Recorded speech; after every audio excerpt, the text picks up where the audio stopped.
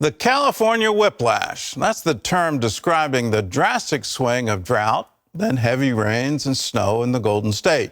After years of record-breaking drought, a wet winter now has the state overflowing with water. The challenge?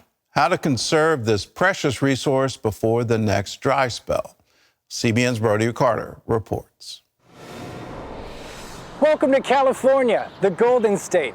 Depending on the source you read, the nickname was coined because of the gold rush during the 1800s, the beautiful poppy fields that sprout during summertime, and also the early settlers who witnessed those beautiful golden hills with parched grass.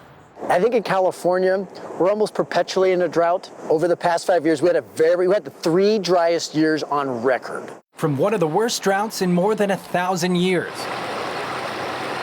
to a record-breaking rain and snowpack. Water experts call this oscillating weather pattern the California whiplash. It's swinging back and forth at a greater frequency and magnitude, and we're probably going to see that in the future, and largely it's due to that increased temperature. But now for the first time in years, California is virtually drought-free.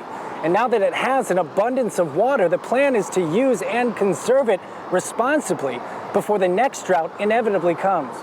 California is the country's largest agricultural producer, generating 1/3 of the nation's vegetables and 3/4 of the fruits and nuts. And this influx in water is nurturing local farms for now. Within FID's boundary, our biggest crops are almonds, grapes, and citrus. On the surface, much of California's reservoirs, lakes, and streams have been restored.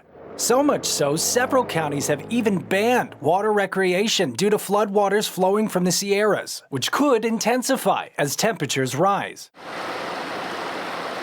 Adam Claes with the Fresno Irrigation District expects about 4.5 million acre-feet of water to run off the nearby Kings River, thanks to the extraordinary winter rain and snowfall. About only half of that can be channeled to underground basins and aquifers. On a year like this, where we're going to lose a lot of water out to the ocean, statewide, on every river system, we just don't have the infrastructure to contain it. Experts, however, tell CBN News California's real problem is happening underground. Due to poor water management, the Gold Coast has one of the country's most overdrafted groundwater basins. It's almost thinking about balancing your checkbook. So you've been kind of spending a little too much money every month. Groundwater levels have been plummeting in some regions for over a century.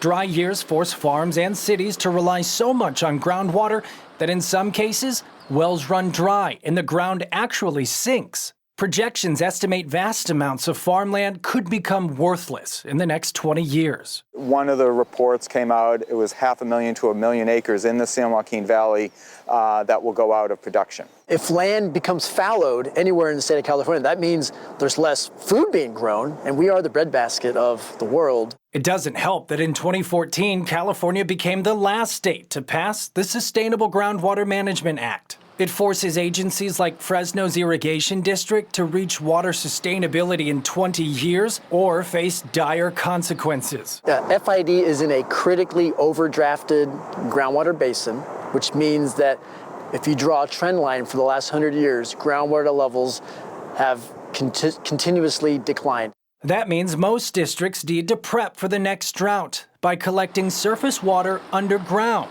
using a system called groundwater recharge. I'm standing in front of a canal, one of the 350 miles we have of canals, that will distribute water to farmers and cities and recharge basins.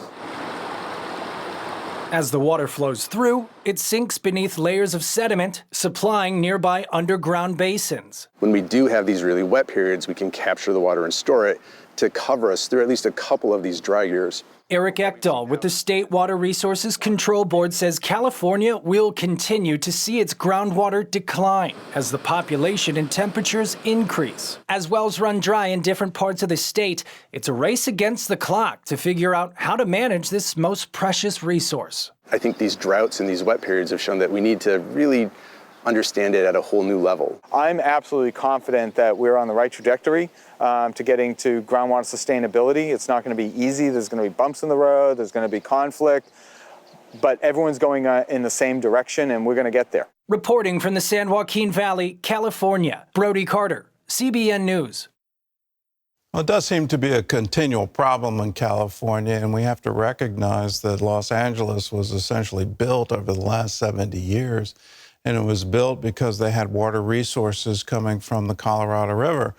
And without those, it wouldn't be sustainable.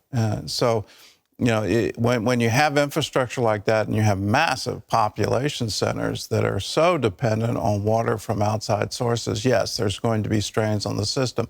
Add to that weather events and these wide pendulum swings, yes, it's a recipe for we've got to get a whole lot smarter about how we conserve water, how we store water, how we direct water. All of those things are necessary for California, and I would now say